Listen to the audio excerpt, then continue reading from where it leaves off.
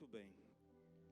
Confie no Senhor de todo o seu coração e não se apoie em seu próprio entendimento.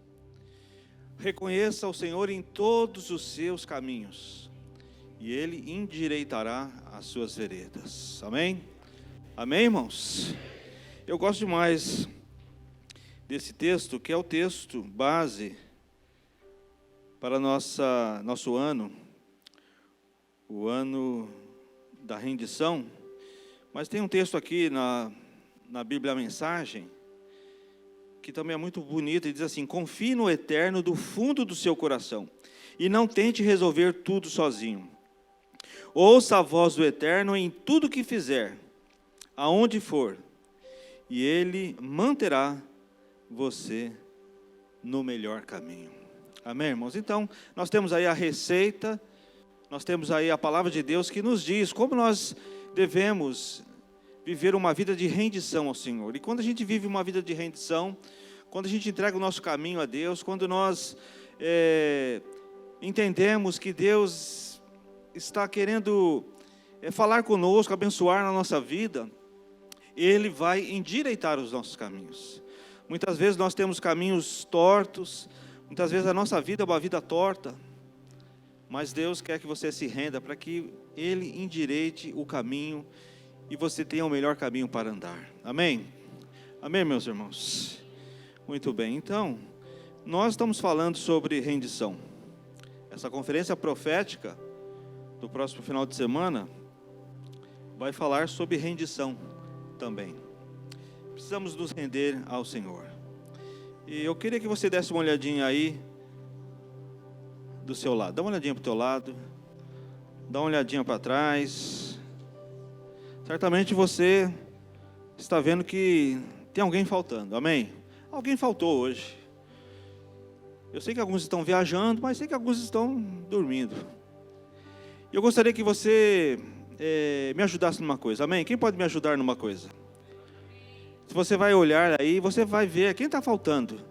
Seu amigo, seu irmão, seu parente, o membro da sua célula. E você vai nessa semana, hoje mesmo, amanhã, você vai passar uma mensagem para ele. Dizer assim: irmão, eu senti a sua falta. Não vai fazer assim: você estava dormindo? Eu estava com preguiça. Não é assim que se fala, né, irmãos? Você vai falar assim: olha, eu senti a sua falta. Faltou você no culto. Eu vou orar por você. Eu gostaria que você estivesse domingo que vem, sexta, sábado e domingo, na nossa conferência.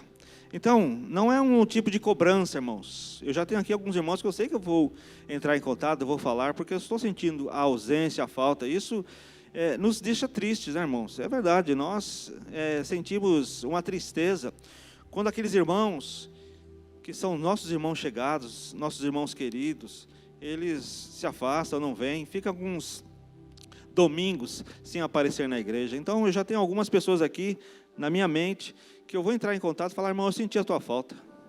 Você precisa estar conosco. Você não pode fugir, não pode sair do braseiro, porque senão a sua chama vai apagar. Então, eu gostaria que você olhasse aí, você visse quem é a pessoa que está faltando, quem é o amigo seu, o irmão seu que hoje não veio, e você passe uma mensagem para ele. Uma mensagem de exortação, uma mensagem de encorajamento, uma mensagem de pastor, uma mensagem de apacentador. Amém, irmãos? Muito bem, nós vamos hoje meditar sobre o texto que está lá no segundo livro de Samuel, capítulo 6, os versículos de 1 a 12.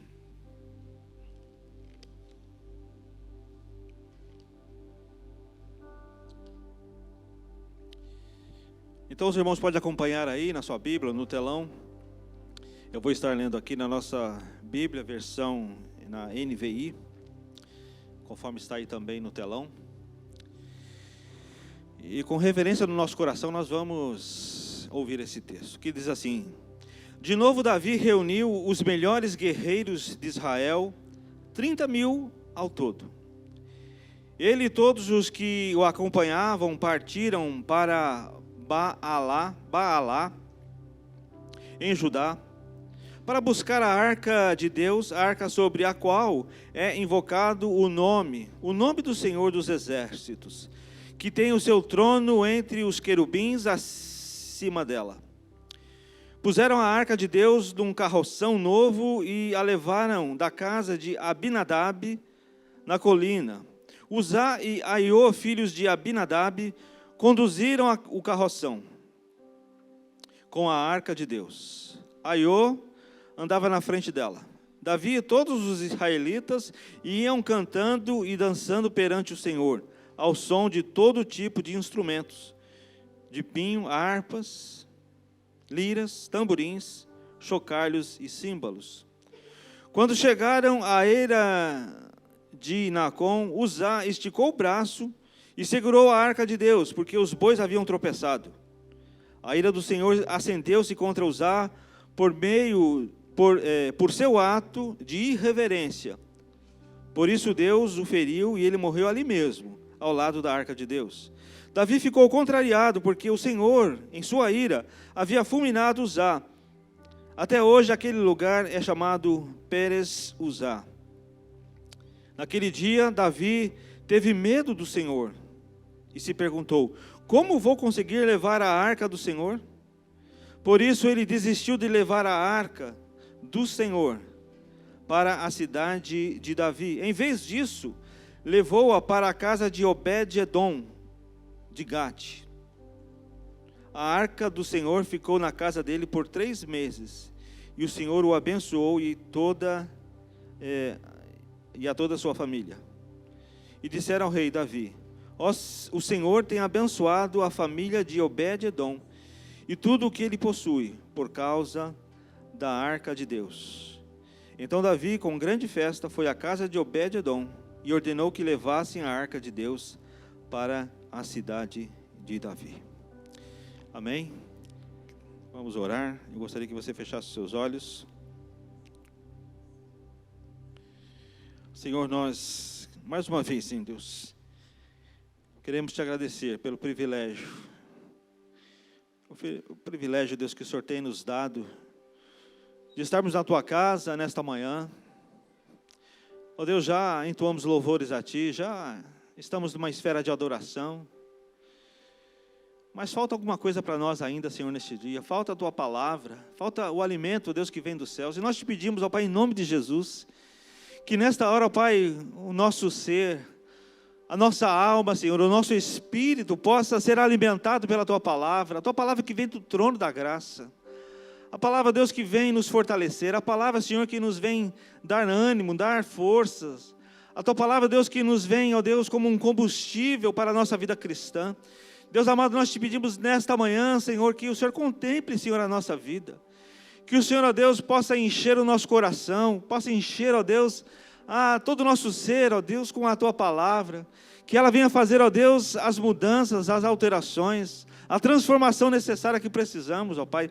Por isso, olha para nós nesta manhã, com o teu olhar de graça, com o teu olhar de misericórdia, Senhor. Nós queremos, Senhor, ser alimentados. Nós queremos, ó Deus, sair por aquela porta, Deus, nesta manhã, ó Deus, carregando conosco a bênção que tu tens para nós.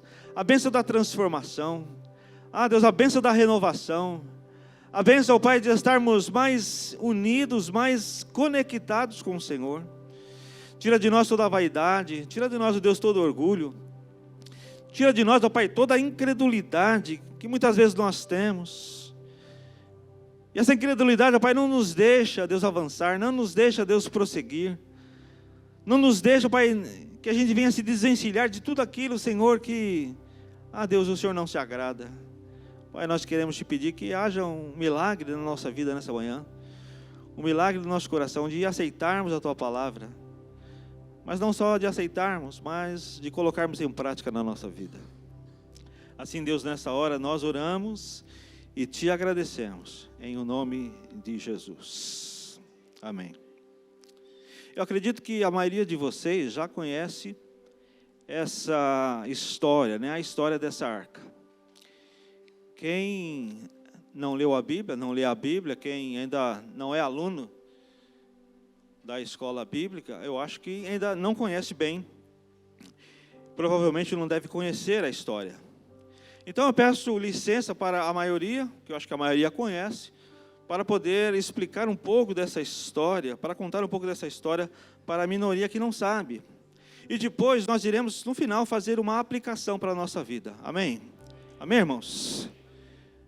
Então, vamos lá. Olha para o teu irmão que está do teu lado e fala assim: se liga na história. Se liga na história. Esta arca não deve ser confundida com a arca de Noé. Porque a arca de Noé era uma embarcação, era um navio gigante. Esta arca aqui que nós lemos era um tipo de caixa. Era uma caixa. Era a arca da aliança, também conhecida como a arca do testemunho. E era um objeto sagrado, construído por ordem do Senhor, quando também por ele foi dada a ordem de construção do tabernáculo, aquele templo móvel, desmontável, que ia com o povo de Deus ali no deserto. Essa ordem foi dada ali no Monte Sinai. E tudo o que aconteceu logo após a aliança feita entre o Senhor e o povo de Israel, depois da sua saída do Egito, lá no começo da peregrinação dos 40 anos pelo deserto, conforme nos explica o livro de Êxodo. Então ali, se você quer entender o motivo pelo qual Deus ordenou que fosse construída esta arca, você deve ler ali a palavra de Deus no Êxodo. E foi Bezalel, um profissional, um artífice cheio do Espírito de Deus, que fez essa arca de uma madeira do tipo da acácia, era uma madeira dura e muito pesada, de maneira como o Senhor havia instruído, revestido por dentro e por fora de ouro, e com 4 argolas, 2 de cada lado, nos quais eram colocados 2 varas, também revestidas de ouro, para que os levitas pudessem carregar. Então faça aí uma imagem na sua mente, aquela caixa, com 2 argolas de um lado e 2 argolas de outro, 2 varas que se colocavam na argola, uma de cada lado, e os levitas carregavam através dessas varas. E essa arca também ela tinha uma tampa, ela tinha um tipo de cobertura, era um negócio chamado propiciatório. Então, o propiciatório era a cobertura, a tampa desta arca. Também era confeccionado em ouro maciço, e onde 2 querubins foram esculpidos, foram confeccionados também em ouro, cada uma nas extremidades do propiciatório dessa tampa, e diz a palavra de Deus que as asas dos querubins, elas passavam assim por cima deles e tocavam uma na outra. Eles foram, os querubins, feitos um de frente para o outro, com essas asas estendidas, e eles estavam assim, olhando para a arca. A arca tinha 3 coisas, e é importante saber o que ela tinha, o que ela continha. Primeiramente foram colocadas as tábuas da lei, feitas de pedra, ou seja, os 10 mandamentos que Moisés recebera ali no Monte Sinai. Mais tarde foi colocada uma porção de maná, aquele tipo de pão que caía do céu quando o povo peregrinava pelo deserto e que alimentou o povo durante aquela peregrinação. E também era colocada a vara de Arão que floresceu no deserto. Então essas 3 coisas estavam dentro da arca. E durante os anos de peregrinação pelo deserto, quando o povo estava acampado, a arca era colocada no lugar santíssimo, ou seja, no Santo dos Santos, lá do tabernáculo. E quando o povo estava em marcha, a arca era carregada pelos levitas que iam na frente do povo. Então percebam, irmãos, que a arca tinha uma atenção especial, uma coisa especial para o povo. A arca teve essa especial relevância em alguns acontecimentos da vida do povo de Israel. Por exemplo, na travessia do Jordão, na tomada da cidade de Jericó, na cerimônia de memorização da aliança lá no Monte Ebal, e isso está lá escrito no livro, está registrado no livro de Deuteronômio. Então a arca teve essa especial relevância nesses momentos. E a arca era sinal visível da presença de Deus. É isso que a gente tem que entender. A arca do testemunho, a arca da aliança, era o sinal visível da presença de Deus. E apesar de Deus ser esse Deus onipresente, isso é, Deus com toda a sua imensidão, Deus com toda a sua infinitude, Deus está presente em todos os lugares ao mesmo tempo, mas ali a arca representava a presença desse Deus que é onipresente. Não é que Deus estava ali, mas ali representava a presença de Deus. A arca era... A gente vai então assim descer um pouco mais profundo para nós podermos entender um pouco mais da questão desta arca, que não é só uma arca construída ali, bonita, com ouro, com os querubins, carregando coisas ali dentro, mas nós vamos descer um pouquinho mais na profundidade para entender essa questão melhor aí, essa questão da arca. A arca era sinal visível da presença de Deus, né, como eu disse, e tudo está contido em Deus, e Deus contém todas as coisas. Quando nós pensamos na arca, nós entendemos isso. E nesse sentido, a arca era um símbolo, amados. E eu gostaria que você prestasse atenção no que eu vou dizer agora. E como símbolo poderoso da presença divina, ela tinha de ser tratada com o devido respeito. Amém? Isso é uma coisa que a gente precisa entender aqui, precisa guardar no nosso coração. Era um símbolo. Ela simbolizava a presença de Deus. Não que a presença de Deus fosse só ali. Como nós dissemos, Deus é onipresente. Mas como um símbolo poderoso da presença de Deus, ela tinha de ser tratada com o devido respeito. E diz a palavra de Deus, isso é um dado importante para a nossa compreensão, que somente os levitas poderiam transportá-la. Somente aqueles que eram da tribo de Levi. Nós sabemos que Israel tinha 12 tribos, existia a tribo de Levi, e somente os levitas, eles tinham essa incumbência, somente os levitas poderiam tocar na arca, somente os levitas poderiam carregar a arca, somente os levitas poderiam transportar aquela arca. E havia todo um cerimonial, havia todo um ritual, havia toda uma liturgia para cuidar dos objetos sagrados do tabernáculo, incluindo a arca. E por isso que nós não chamamos as pessoas do ministério de louvor de levitas, porque os levitas não só cantavam, os levitas eles cuidavam de tudo que era sagrado do templo do Senhor.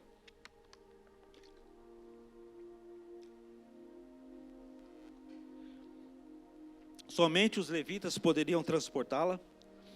E havia então todo esse cerimonial, toda essa liturgia, cuidar dos objetos sagrados, e a sua proteção era recompensada, assim como a sua profanação era castigada. Essa é uma coisa muito importante para nós entendermos.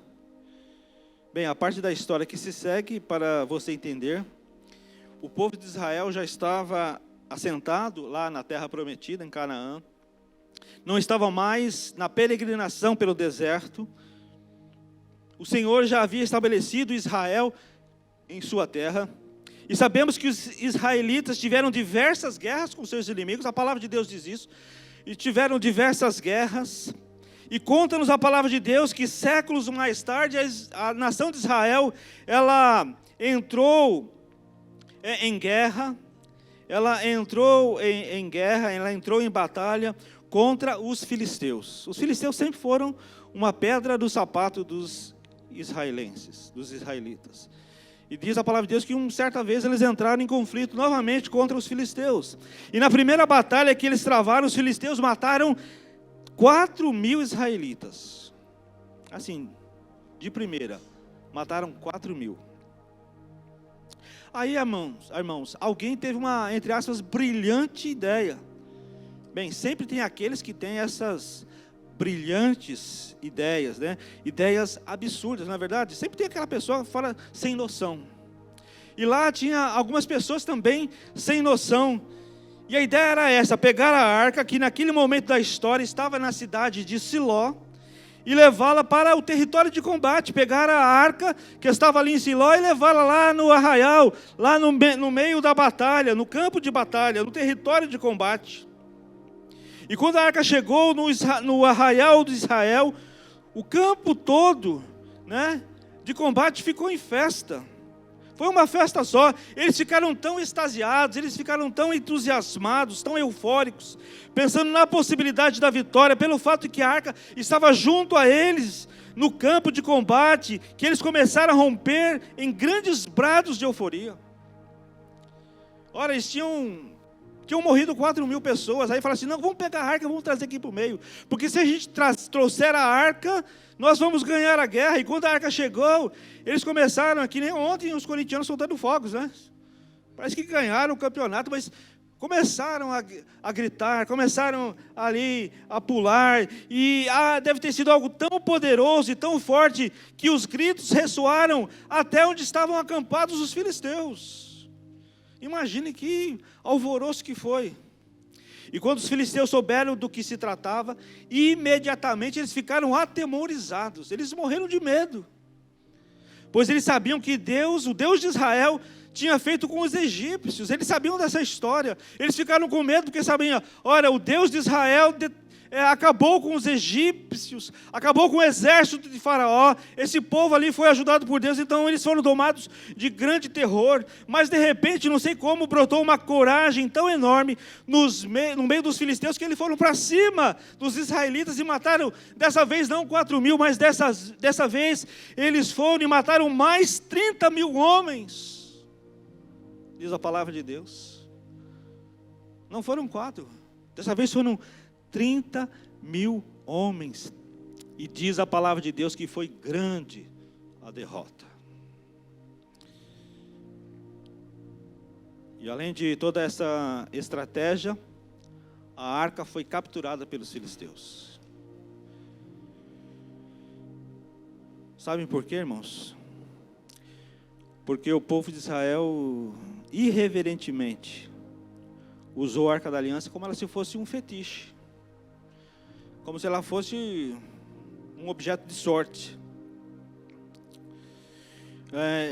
Usaram como se ela fosse um amuleto, né? Igual algumas pessoas que colocam a ferradura atrás da porta, usam um pé de coelho, um trevo de 4 folhas, né? Uma figa, ou deixam a Bíblia aberta lá na estante, no Salmo 91. Usaram a arca de Deus, que devia ter todo o respeito, como uma coisa que pudesse ser um amuleto, uma coisa de sorte, um fetiche. Sabe por que eles foram derrotados, irmãos? Eu gostaria que você entendesse isso. Eles foram derrotados porque trataram levianamente as coisas do Senhor. Aí está o segredo para a nossa vida. Eles trataram com leviandade as coisas do Senhor. Como assim? Como assim, você perguntaria? Eles foram terrivelmente derrotados porque levaram a arca para o campo de batalha, quando todos sabiam que o seu lugar era no santuário, que naquele momento da história de Israel ficava na cidade de Siló. Todos sabiam que a arca não era um símbolo de guerra, não era uma coisa feita para que eles ganhassem uma guerra, uma batalha. Era o símbolo da presença de Deus, que ele deveria ser tratado com dignidade, com honra, com respeito, porque simbolizava a presença de Deus, porque ela tinha que ser tratado com a honra, como eu falei, com respeito, não de forma leviana. Percebam, irmãos, o resultado dessa leviandade foi a morte de 30.000 homens, a perda da arca e a destruição da cidade de Siló. Porque alguns sem noção achou que deveria levar a arca para o meio da batalha da guerra. Perceba, irmãos, que isso foi o resultado. Mas a história prossegue. Os filisteus levaram a arca de Ebenezer para Asdod, que era uma das 5 grandes cidades da Filístia. Levaram ali para aquela cidade, que era uma das grandes 5 cidades, e a puseram no templo de Dagon, que era o principal deus dos filisteus. Imagina a situação. Era o despojo de guerra, e eles pegaram e levaram para aquela cidade, Asdod, e colocaram no templo de Dagon. E nos diz a palavra de Deus que no dia seguinte, Dagon estava tombado diante da arca com a cara no chão. Aí eles levantaram, acharam que não era nada demais, alguma coisa aleatória aconteceu ali, um pequeno tremor de terra, não sei, um vento, e derrubou a estátua, mas eles pegaram, nisso não tem importância, vamos colocar de pé de novo. E no qual foi a surpresa dos filisteus, quando no dia seguinte encontraram Dagon, caído de bruços, com a cabeça e as duas mãos cortadas. Aí eles começaram a ficar mais espertos. Começaram a entender que não era um acontecimento aleatório. Isso não tinha nada a ver. Então o Senhor feriu grandemente os moradores da cidade de Asdod com tumores. E os sacerdotes disseram: o que nós vamos fazer com essa arca? Disseram: leva para Gate. Tira de Asdod e leva para Gate. E a mesma coisa aconteceu em Gate. Tumores na população, assolação. E o terror foi aumentando. Para onde nós vamos levar a arca agora? Aí disseram: leva para Ecrom. E vocês imaginam o que aconteceu em Ecrom, irmãos? A mesma coisa que aconteceu em Asdod e Gate. A mão de Deus castigando os filisteus com doenças, tumores, mortes e ratos infestando as cidades. Mas apesar de tudo isso, a arca ficou inacreditáveis 7 meses em poder dos filisteus. Quando então eles reuniram uma comissão de sacerdotes e adivinhadores, e eles resolveram devolver a arca para Israel. Sabe aquele negócio? Toma que o filho é teu, né? Toma que a arca é tua, vamos devolver. Porque por onde ela passou aqui no nosso território, no nosso país, só teve morte, destruição, assolação, tumores, ratos. E das 5 grandes cidades que eu me referi, só não levaram a arca para Gaza e Ascalon, que eram as outras 2 cidades que faltavam. Tardiamente eles entenderam uma coisa que é óbvia: não se consegue resultados diferentes quando se faz as mesmas coisas. Deu problema na cidade, manda para outra, como se fosse resolver. Mas a cada cidade que eles levavam a arca, Deus ia pesando a mão sobre os filisteus. E a saga continua, meus irmãos. A arca chegou na cidade de Bet-Sames, e uma porção de curiosos foi ver o que tinha dentro da arca, já lá no povo de Israel. Um monte de pessoas foram lá ver o que tinha dentro da arca. A arca não era para ser tocada, a arca não era para ser vista por pessoas ali. E sabe o que aconteceu, irmãos? A gente pensa assim, quando fala de curiosos, a gente pensa em mulher, né? Foi um monte de mulher ver o que tinha na arca. Não, foram os homens, e morreram 70 homens. 70 homens curiosos morreram. Então, os homens de Bet-Semes, tal qual os filisteus, não quiseram ficar com a arca. E pediram para os homens da cidade levarem para Kiriat Jearim, que levassem a arca embora e ficasse lá. E os homens de Kiriat Jearim levaram a arca para a casa de um homem chamado Abinadab. Vai entendendo aí, irmãos. E lá permaneceu por 20 anos, Presta atenção, irmãos. Os filisteus não quiseram a arca que eles roubaram, que eles tomaram, porque deu muita confusão, muita morte, muito tumor, muita desolação. Levaram para Bet-Semes, e ali morreram pessoas curiosas. E aí falaram: a gente não quer essa aqui também não. Então leva para a casa de Abinadab. E lá a arca ficou por 20 anos. Eu gostaria que você guardasse isso aí na sua mente e no seu coração. Quando Davi foi ungido rei sobre Israel, ele conquistou a cidade de Jerusalém dos jebuseus e foi com um exército buscar a arca da casa de Abinadab para Jerusalém. Estava lá há 20 anos. Lembre-se que naquele tempo ainda não existia o templo de Jerusalém, mas ele queria levar a arca para Jerusalém. E diz o texto que Aiô e Uzá, filhos de Abinadab, conduziram essa carroça, esse carroção, em que eles colocavam a arca. Então eles colocaram nesse carroção e iam levar para Jerusalém. Aiô e Uzá, filhos de Abinadab, conduziam essa arca. Em determinado momento, amados, não sei o que aconteceu, eu acho que passou assim umas vacas do outro lado da estrada, meio bonitonas, e os bois olharam, ou sei lá, o sistema lá de asfalto não era bom, o projeto tapa-buracos não era bom, e não sei o que aconteceu, irmãos, eu sei que os bois tropeçaram, e ao tropeçarem, a arca ia cair, e naquele momento de instintivo, vamos dizer assim, Uzá esticou a mão para proteger, para segurar a arca, e o que aconteceu? Diz a palavra de Deus, foi um ato de reverência, ele foi morto. Ele foi morto. Alguns acreditam que a arca, pelo formato que ela tinha, por ser de ouro, se transformava numa grande bateria carregada de eletricidade, e quando alguém tocasse nela, tomava um choque, uma descarga elétrica, mas isso é bobagem. Porque se não fosse assim, os israelitas, os levitas, aliás, tomavam choque quando pegavam e carregavam ela, a não ser que eles deviam ser aterrados, né? Mas é bobagem, irmãos. A conclusão lógica que chegamos, e não poderia ser diferente, porque é a única interpretação que temos, porque está escrito na palavra de Deus, e isso aconteceu com Uzá, pois aos olhos do Senhor era irreverência, só os levitas poderiam tocar, só os levitas poderiam carregar a arca, tocar na arca. E a história nos conta que Davi ficou muito sentido, Davi ficou muito chateado, e temendo a Deus, fez com que a arca fosse não para Jerusalém mais, mas para a casa de um homem chamado Obed-Edom. Guarda isso também no seu coração. A arca foi para Obed-Edom, na casa de Obed-Edom. E é interessante nós notarmos aqui, amados, dos versículos 11 e 12, a palavra de Deus diz que o Senhor abençoou Obed-Edom e toda a sua casa e tudo o que ele tinha. Eu gostaria que você refletisse sobre isso. Ele levou a arca para a sua casa, e diz a palavra de Deus que o Senhor abençoou Obed-Edom, toda a sua casa e tudo o que ele tinha.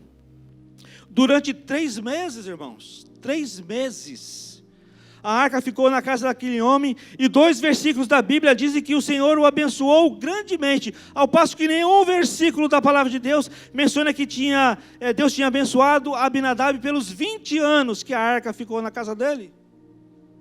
Vocês conseguem entender, irmãos, a diferença onde eu quero chegar? Qual seria o motivo disso? Uma fica na casa de uma pessoa durante 20 anos, e não se tem registro de que o Senhor abençoou e que alguma coisa grandiosa aconteceu, mas o outro fica com a arca na sua casa por um período 80 vezes menor, faz a conta aí, 80 vezes menor, e ele é grandemente abençoado. Aí você pergunta, por que será? Será que Obed-Edom era especial? Será que Obed-Edom ele era mais bonito, era mais charmoso, mais inteligente, ou coisa do gênero? Será que ele era especial de alguma forma? Nada disso. Obed-Edom foi abençoado porque ele se conscientizou de que ele era responsável para cuidar da arca, já que era um levita. Equivocam-se aqueles que acham que Obed-Edom fosse um filisteu, não. Essas pessoas precisam ler a Bíblia, precisam estudar bem a Bíblia, porque Obed-Edom ele era um levita.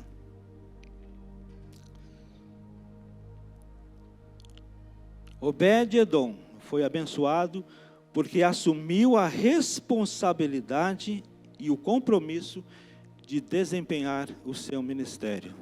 Amém? Vou repetir, Obed-Edom foi abençoado porque assumiu a responsabilidade e o compromisso de desempenhar bem o seu ministério.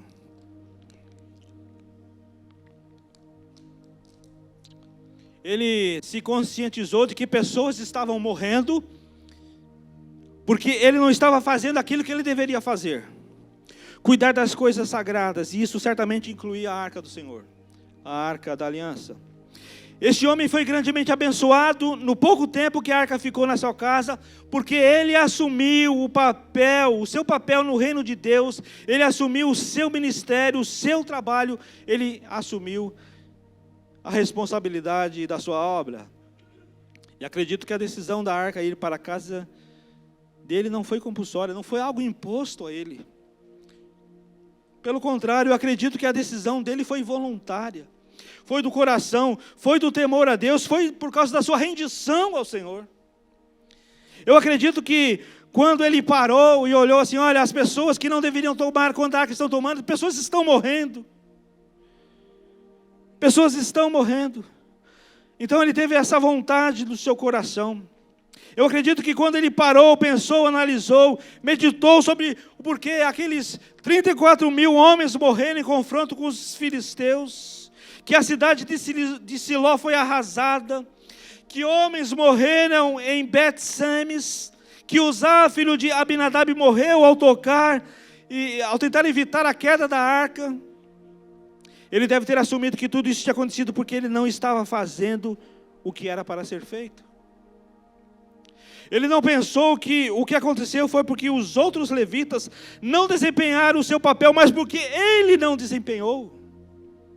Ele não colocou a culpa nos outros. Vocês conhecem aquela história de 4 pessoas? Eu acho que o autor é José Guimarães. Essa história muitas vezes é colocada ali nas repartições públicas. Aqueles que são funcionários públicos talvez já tenham visto essa história colocada em algum lugar. E ela diz assim: essa é uma história sobre 4 pessoas. Então o nome dessas 4 pessoas é Todo Mundo, Alguém, Qualquer Um e Ninguém. Então o nome das pessoas dessa história é Todo Mundo, Alguém, Qualquer Um e Ninguém. Ora, havia um importante trabalho a fazer e todo mundo foi convidado a fazê-lo. Todo mundo tinha a certeza que alguém o faria. Qualquer um poderia tê-lo feito, mas ninguém o fez. Alguém se zangou porque era trabalho de todo mundo. Todo mundo pensou que qualquer um poderia fazê-lo. Mas ninguém percebeu que todo mundo não faria. Acabou que todo mundo culpou alguém, quando ninguém fez o que qualquer um poderia ter feito. É mais ou menos assim. Era esse sentimento que talvez brotou no fundo do coração de Obed-Edom. Irmãos, Deus abençoa aquele que desempenha cabalmente o seu ministério, amém? O seu chamado, as suas atribuições, a sua obra, os seus afazeres, e certamente você tem um, amém? Amém, irmãos? Certamente você tem um, você pode dizer assim, eu não tenho, pastor. Eu não tenho nenhum, não. Eu digo para você, tem sim. Você tem. Não seja como Jonas, que tentou fugir da sua responsabilidade. E nesta manhã eu pergunto a você, qual é a tua arca? Qual é a tua responsabilidade? O que Deus colocou em suas mãos para que você cuide bem. Você tem cuidado desta coisa? Tem amor por ela? Ou você tem sido omisso, você tem sido descompromissado daquilo que Deus entregou nas suas mãos para que você exerça? Eu quero que você saia daqui hoje tendo essa nítida certeza de que Deus abençoa quem tem amor pelas coisas que Ele coloca para você fazer. A pergunta é, você tem realizado? Talvez, amado, seja um ministério. Talvez seja um ministério que Deus colocou na sua mão e você não está fazendo. Talvez seja uma posição. Talvez seja uma função. Eu não sei. Talvez seja uma vocação. Talvez Deus tenha vocacionado para você alguma coisa e você tem se negado a isso. Você não tem cuidado bem disso. Talvez seja um dom. Quem sabe seja um talento. Talvez seja uma habilidade que Deus colocou na sua mão e falou, faça, exerça, cuide bem disso. Talvez uma liderança. Talvez Deus tenha chamado você para ser líder de uma célula, mas você insiste em não querer ser. Eu não quero essa obrigação. Talvez Deus tenha chamado você para a liderança de alguma coisa e você tem recusado.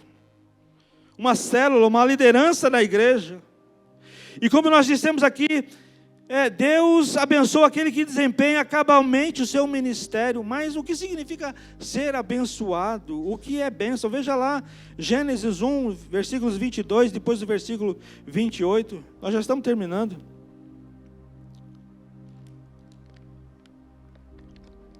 Então Deus os abençoou, dizendo: sejam férteis e multipliquem-se, encham as águas dos mares e multipliquem-se as aves da terra. No 28, Deus os abençoou e lhes disse: sejam férteis e multipliquem-se, encham e subjuguem a terra, dominem sobre os peixes do mar, sobre as aves do céu, sobre todos os animais que se movem pela terra. Amados, abençoar não é pura e simplesmente conferir uma dádiva apenas, mas também uma função.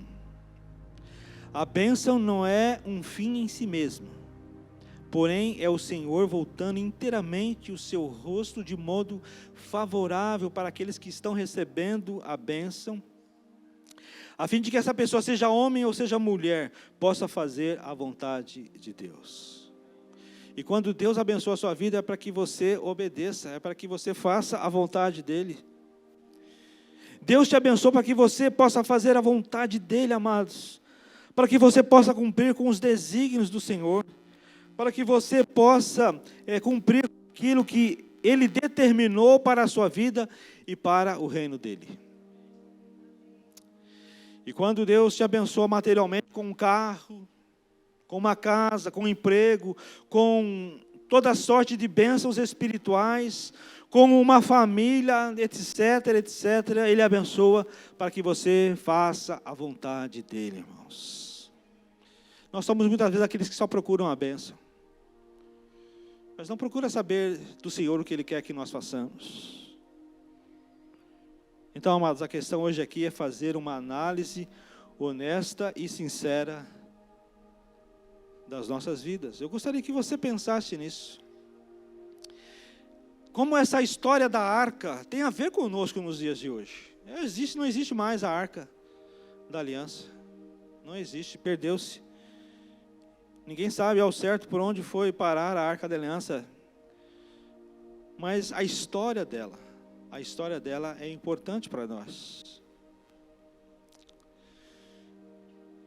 A questão hoje aqui é fazer uma análise honesta e sincera de nossa vida, como filhos e como servos de Deus. No sentido de percebermos se nós estamos fazendo a vontade dEle nas coisas que Ele colocou em nossas mãos, que Ele colocou sob a nossa responsabilidade. Ele colocou sob a responsabilidade dos levitas a questão da arca, mas eles entenderam tudo errado. A questão, amados, é perceber se temos tratado isso, que pode ser um ministério. Talvez você tenha um ministério na sua mão, alguma coisa que Deus tocou no seu coração, Deus confirmou, mas que você não tem tido cuidado para com isso. Você não tem tratado com o devido respeito, com a devida honra que isso mereça. Então nós precisamos ter a convicção de que aquilo que o Senhor coloca em nossas mãos, para realizarmos, para cuidarmos, para nos responsabilizarmos, nós não sejamos negligenciadores, nós não negligenciarmos, ou pior, quando a gente trata isso de forma leviana, com um propósito totalmente errado, não se atentando para aquilo que realmente o Senhor deseja. Mas eu gostaria que você ficasse de pé nessa hora. E porque nós precisamos sair daqui hoje com a mais plena convicção de que o Senhor nos abençoa, amém? E que o Senhor quer nos abençoar poderosamente. Mas nós precisamos sair daqui com a convicção plena que devemos assumir a responsabilidade e o compromisso de desempenhar aquilo que Ele te deu para fazer. Seja uma vocação, seja um ministério, seja qualquer outra coisa. Eu não sei, mas você sabe. E o Senhor quer tratar com isso no seu coração. Eu gostaria que você fechasse os seus olhos. Eu gostaria que você entrasse numa atmosfera de contrição e falasse: Deus, é verdade, o Senhor tem colocado sobre a minha responsabilidade tantas coisas, ó Pai. Às vezes nem tantas coisas, às vezes uma coisa só. Mas, meu Deus, me ajuda a cuidar bem, assim como os levitas deveriam ter cuidado daquela arca, Senhor, para que pessoas não morressem, para que pessoas não fossem afetadas. Ah, Deus, nós não queremos negligenciar, Senhor, aquilo que o Senhor, ó Deus, entregou nas nossas mãos, como negligenciar os levitas, como trataram a arca, Senhor, de forma leviana, sem a honra, sem o respeito. Ah, Deus, nós não queremos ser como aqueles levitas, Senhor, mas nós queremos ser como Obed-edom, e queremos ser abençoados, ó Pai, e queremos, ó Deus, ser tocados pelo Senhor, para que, ó Deus, tudo aquilo que o Senhor colocou sobre a nossa vida, sobre, Senhor, a nossa responsabilidade, sobre os nossos cuidados, nós possamos fazer, ó Pai, ó Deus, fazer, ó Deus, com alegria no coração. A questão aqui mais importante, amados, é que se de fato você tem um coração, tem uma vida totalmente rendida ao Senhor, para fazer o que Ele deseja e espera que você faça, para a honra e para a glória do Senhor. Eu gostaria que você refletisse agora, e que você pensasse nisso, que você meditasse agora, e no seu coração você se convencesse de que aquilo que o Senhor colocou na tua responsabilidade para você fazer, aquela vocação, aquele chamado, aquele dom, aquele talento, aquele ministério, aquele serviço, que você não negligenciasse, mas que você tratasse com o devido respeito, com a devida honra, para que Deus possa abençoar, para que Deus possa abençoar a sua vida, abençoar a sua casa, abençoar a sua família, abençoar a sua igreja. Deus, nós nos colocamos na tua presença, Senhor, nesta manhã. Ai, te pedimos, Deus, tenha misericórdia de nós. Tenha misericórdia, Senhor, da nossa negligência. Perdoa-nos, ó Deus, a falta de respeito, a falta de reverência que nós temos, ó Deus, com as tuas coisas.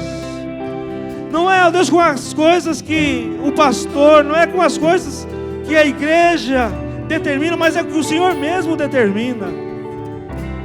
Ah, Deus amado, se nós temos, Senhor, estado ocupados com tantas outras coisas, mas, ó Deus, nós não temos nos preocupado, ó Deus, com aquilo que o Senhor, ó Deus, colocou sobre a nossa responsabilidade, sobre os nossos cuidados para nós fazermos, e não temos feito, e temos negligenciado, e temos feito, Deus, com leviandade, Senhor. Oh Deus, que o Senhor perdoe-nos nesta manhã, que o Senhor transforme a nossa vida, que o Senhor transforme o nosso coração, que nós sejamos, oh Deus, como um Obed-edom, porque diz a tua palavra, Senhor, que em 3 meses que ele cuidou da arca, ele, toda a sua casa, e tudo aquilo que ele tinha foi abençoado, Senhor, porque ele se rendeu a ti, porque ele tinha a nítida convicção de que o Senhor o chamou para também cuidar daquela arca. Oh Deus, esta nós te pedimos, ó Pai, a tua graça, a tua misericórdia sobre nós, o teu perdão sobre nós, que não mais negligenciemos tudo aquilo que o Senhor tem colocado nas nossas vidas, que a gente não venha ser leviano, ó Pai, com aquilo que o Senhor nos tem dado, mas que a gente trate com dignidade, com respeito, com reverência, com fé, aquilo que o Senhor colocou em nossas mãos para fazermos. Assim, nesta manhã, Pai, nós te adoramos, te bendizemos e oramos em nome de Jesus. Amém, Jesus. palmas, louvem ao Senhor nessa manhã.